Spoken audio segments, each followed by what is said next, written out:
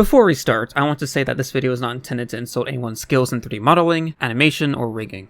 It's very likely this official short was made on a tight time and money budget, so even if they had the ability to fix these issues I'm about to go over, they likely couldn't due to those constraints. With that said, that doesn't make the short immune to nitpicks, so let's get started. Right at the very start, there is a glaring issue that pops up quite a few times.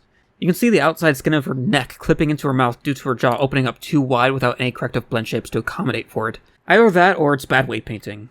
But to me this feels more like a lack of a corrective blend shape issue. On this frame, here's another constant issue due to rigging that frequently pops up for the lip corners and cheeks.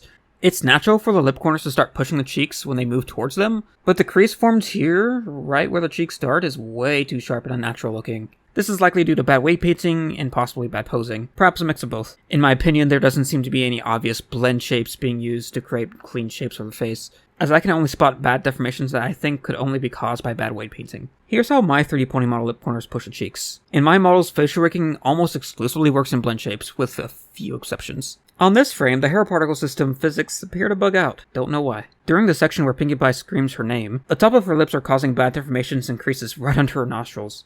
This deformation is kind of crazy. The neck is being bent so far forward that it's clipping into her chest and leaving a hole in her back. This rig is clearly very limiting, yet they push the rig so far. Ouch. This looks really painful. Though to be fair, this error is only obvious in like 2 frames. And here's an animation critique. She's literally hopping around and lands on one hoof, putting all of her body weight onto that one set hoof. Yet it basically stands perfectly still because the animators didn't move the IK controller from her hind right leg at all, as she puts more weight onto it. This is more of a stylistic, subjective nitpick, but it's going in anyway. Oh, also her mane and tail particles are clipping through the floor constantly in this section too. It appears that someone forgot to enable subdivision on her eyelashes. Just look at the polygonal jagginess. And it wasn't like this at the start. Her bottom cheeks are clipping through her closed eyelids during this facial animation segment. Small, but it's something. And her teeth also start clipping through her lips. Again, a lot of these issues appear a lot in this video, and I don't have time to cover them all, trust me. They keep popping up. Her mane is clipping through her neck. I'm actually starting to wonder if this is even simulated or not.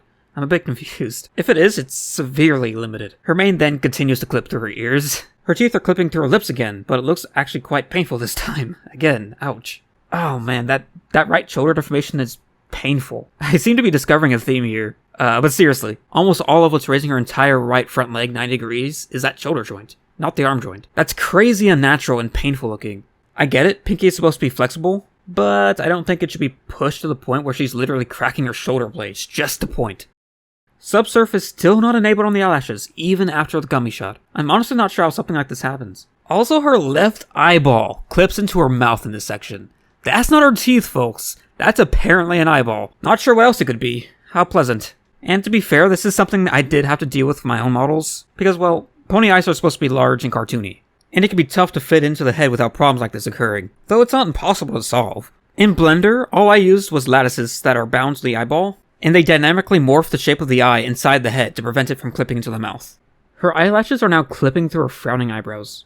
This is also an issue I have to deal with my own models. What I did to solve this one was to have a controller that can push the eyelashes down if and whenever I needed to get the eyelashes out of the way to prevent clipping. Also, funny enough, this is also being carried by lattices, as a form of non-destructive deformation. Also, her lips are causing even more odd creases under her nostrils. It appears that her mane isn't actually attached to her head? What? Now I'm really confused. What did they do to make this mane? Subdivision is still off for the eyelashes. Okay. In my opinion, this squint looks quite bad. I feel like the cheeks need to be pushed up further towards the eyes for the squint to look natural. Right now, the cheeks look really unnatural due to where the creases are. I'm honestly not too sure what to say for a section like this with the prop. This is a very Looney Tunes-like section, which is honestly not easy to pull off in a convincing way in 3D. Seeing the legs extend out of a completely solid and concealed pod is strange. Not too sure if I should count this or not. Ouch, the neck is looking pretty twisted again. So the painful looking deformations continue. Just wanted to mention this, but this looks like vector-based motion blur, not sampled motion blur. Vector motion blur, for those who don't know, is essentially something you do in compositing to fake motion blur. If this was sampled motion blur, you wouldn't be seeing the eyes and face get stretched and blurred as her front legs flail wildly. As sampled motion blur is essentially real-world accurate motion blur, while vector-based composite motion blur is very, very fake. But it is way faster to render, so it's an intentional trade-off, so again, I don't really know if this should count or not. Pony hind legs don't bend like this. We have ourselves some more cracked bones, and it looks like an ankle this time. But, it's Pinkie Pie, I guess. Still counts though. Oh wow, look at the neck and right shoulder. This is just a pretty clear case of bad weight painting. Either that or the mesh topology doesn't allow for good deformations. Again, probably a mix of both, along with the likely lack of any corrective blend shapes to fix the horde shaping issues. Oh, and believe me, not even my model can be pushed this far and not break. It's extremely tough to make a 3D cartoony quadruped to do bipedal things. I mean, why do you think I never published anything with my model that's bipedal? Because it's hard. It's hard. Either that or I'm just bad. The lip corner creases are so sharp that it's starting to clip into itself. I actually don't have any major issues with the toy reveal section.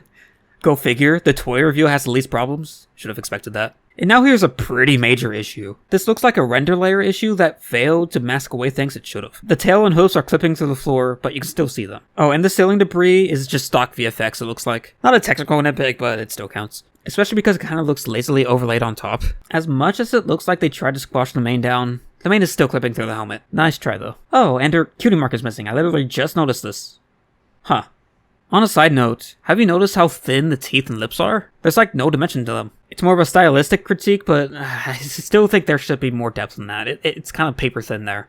And that's it. I could have pointed out more, but a lot of it was the same kind of problems as mentioned before, because a lot of these issues kept popping up throughout the whole thing. Now, before closing out, I want to say this. As much as I love working in 3D and making 3D ponies, I feel like this short is a pretty good example as to why I don't want the MLP TV show to become 3D. 3D can look absolutely amazing, but only if you have the time and budget for it. TV shows typically don't have enough of either to pull off a 3D cartoon show and make it look good. It can work for certain styles, but I really think it will be a significant downgrade to MLP if MLP went the route of 3D for a TV show that needs to create hours of content per season per year. Now, if they were to make a 3D theatrical release though, I would actually be totally down for that. The constraints would be nowhere near as harsh, and it could probably be pulled off well as long as they have the talent for it. Anyway, thanks for watching. I hope you at least found this video to be informative.